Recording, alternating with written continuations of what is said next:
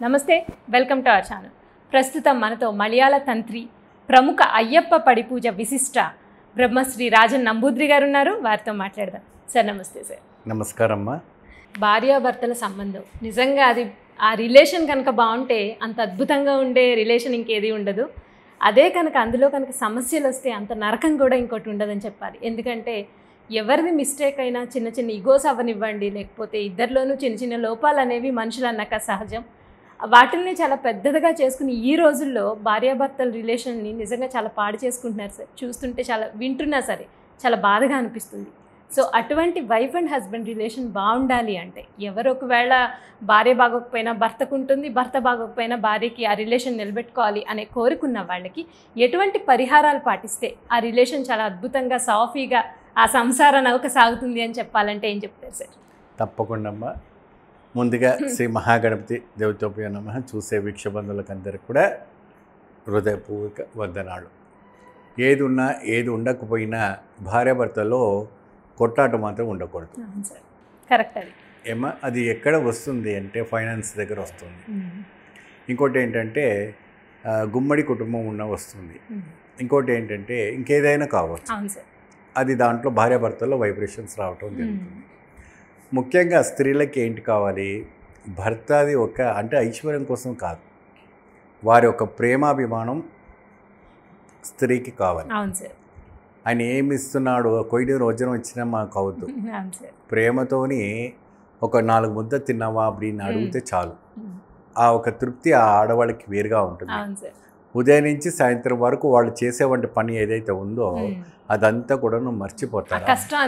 ఒకటేసారి అబ్బా మా ఆయన నన్ను అడిగారు అబ్బనే ఆ కన్న తల్లికి ఆ ఆనందమే వేరు. అదే భర్త తిరిగి ఇంటికి వచ్చేసి చెంప మీద లాగి కొట్టి నువ్వు ఏం చేసావు அப்படின்னு ఆ అమ్మాయిని కొడితే ఆ ఒక స్త్రీ ఏడుపు ఆ ఇంటికి ఎంత అశుభమో అది 7 తరాల వరకు కూడాను ఆ పాపం పోదు. స్త్రీకి ఆ నీరు అస్సలు మంచిది కాదు. ఆ లక్ష్మీదేవి కూడా స్థిరంగా ఇంట్లో ఉండదు. దానికంటూ ప్రత్యేకంగా ఆ స్త్రీకి ఒక గౌరవమే ఉంది. అందుకే భారతదేశంలో స్త్రీకి ప్రత్యేకమైనంత స్థానాన్ని మనం కేటాయిస్తాం. గురువులు కానీ సాధువులు కానీ సంతులు కానీ ఎవరైనా కూడా ఒక దేవిగా భావించేటువంటి భూమి మన కర్మభూమి, దేవభూమి, మన ఒక కార్యక్రమం. సో దీంట్లో ఏంటంటే భార్యాభర్తలో వచ్చేవంటి ఈ విషయం పోతే ఏదైనా నాగపైన ఆశపడ ఉండొచ్చు. ఎందుకంటే పక్కింట్లో వాళ్ళు చూస్తుంటారు, ఏదైనా ఫంక్షన్కి పేరడానికి అక్కడిక్కడ వెళ్తుంటారు. సో ఏదైనా ముచ్చట పడినప్పుడు అది కొనలేని పరిస్థితులు ఉన్న భర్తకు నువ్వు కొనలేని వాడిని, నువ్వు చేతగాని వాళ్ళని చెప్పేవంటి భార్యలు కూడా ఉన్నారు. భర్తని ఎప్పుడు కూడా విమర్శించకూడదు. భర్త అనేది ప్రత్యక్ష దైవం. ఆయన ₹1 తీసుకురానివ్వండి, ఒక 1000 రూపాయలు తీసుకురానివ్వండి, 10,000 తీసుకురానివ్వండి, ఉన్న దాంట్లోనే ఇల్లు చక్కబెట్టేదే ఒక స్త్రీ భార్య. అతితగా కోరికలు పోకూడదు. ఆశ అనేది ఒక పెద్ద కొండ లాంటిదమ్మా. దానికి ఆది అంతం ఉండదు. సముద్రానికి ఏమైనా ఆది అంతం ఉందా? అది ఆశ ఒక అలలు లాగా వస్తుంటాయి. దానికి ఆపడానికి ఎవరి వల్ల కాదు. కానీ మనిషికి ఒకటికే అన్ని అదుపులో పెట్టుకున్నటువంటి శక్తి భగవంతుడు మనకి ఇచ్చారు. సో భార్యాభర్తల్లో ప్రత్యేకమైనటువంటి వైబ్రేషన్స్, చెప్పుడు మాటలు విని, అక్కడ అమ్మ నాన్న మాట విని, ఇక్కడ అత్త మామ వాళ్ళ విని, సో మీ అత్త ఇలా చేస్తుంది, మీ అమ్మ ఇలా చేస్తుంది, వాళ్ళకి గొడవలు పెట్టి భార్యాభర్తలు విడిపోయడానికి కూడా ఛాన్సెస్ అయ్యి ఇప్పటి వరకు కోర్టులో ఎన్నో ఫైల్స్ పెండింగ్ పడి ఉన్నాయి డైవర్స్ దాకా. ఇది అవసరమండి? పెళ్ళి అంటేనే మంచి ముహూర్తాలు చూసుకొని ఇన్ని లక్షలు ఖర్చు పెట్టి అందరికి బట్టలు పెట్టి అన్ని బహుమానాలు పెట్టి రంగ వైభోగంగా మనం చేస్తుంటాం. సో అటువంటి సమయంలో ఆ ఒక దాంపత్యము మంచిగా పిల్లలు కని మంచి సంసారం నిలబడి వాళ్ళ కాళ్ళపైన వాళ్ళు నిలబడాలి. ఈ రోజుల్లో ఓర్పు అనేది లేదు, సహనం అసలు లేదు. ఇంకోటి ఏంటంటే అహం అనేది ఎక్కువ ఉంది. అంటే ఇది అందరిలో ఉండదు అని చెప్పట్లేదు, చాలా మందిలో పెరుగుతుంది.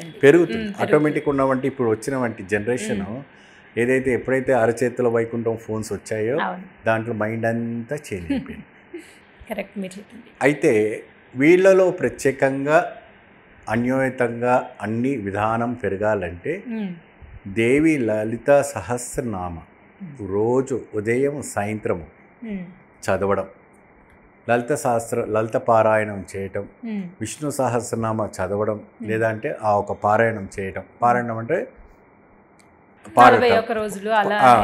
పాడటం, అటువంటివి చేయవచ్చు. అది పురుషుడైనా స్త్రీ అయినా.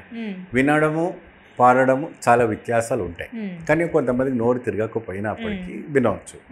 దేవి ఖడ్గమాల ఇది వచ్చేసి స్త్రీ పురుషులకి ఎప్పుడైతే కూడా ఈ యొక్క ఎఫెక్షన్స్ మీకులో కనపడుతుందంటే మీరు ప్రతి మంగళవారం నాడు రాహుకాలంలో వెళ్ళి నిమ్మకాయ దీపం పెట్టి దేవి లలిత పారాయణం, దేవి ఖడ్గమాల మరియు విష్ణు సహస్రనామం ఖచ్చితంగా 3 సార్లు చదవాలి.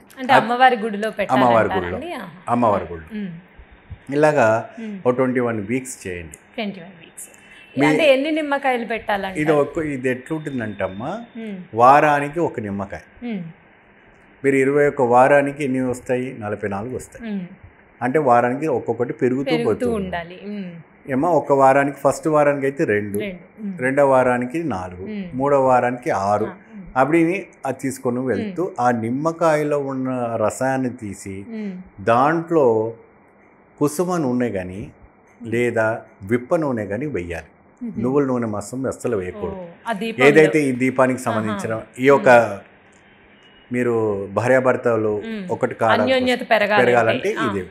ఆ విప్ప నూనె ఏం చేస్తుందంటే అమ్మవారికి ఉగ్రత తత్వాన్ని పెంచి వీరిపైన ఎటువంటి ఒక జరుగుతుందని ఆమెకు దృష్టి అనేది రావటం అనేది జరుగుతుంది.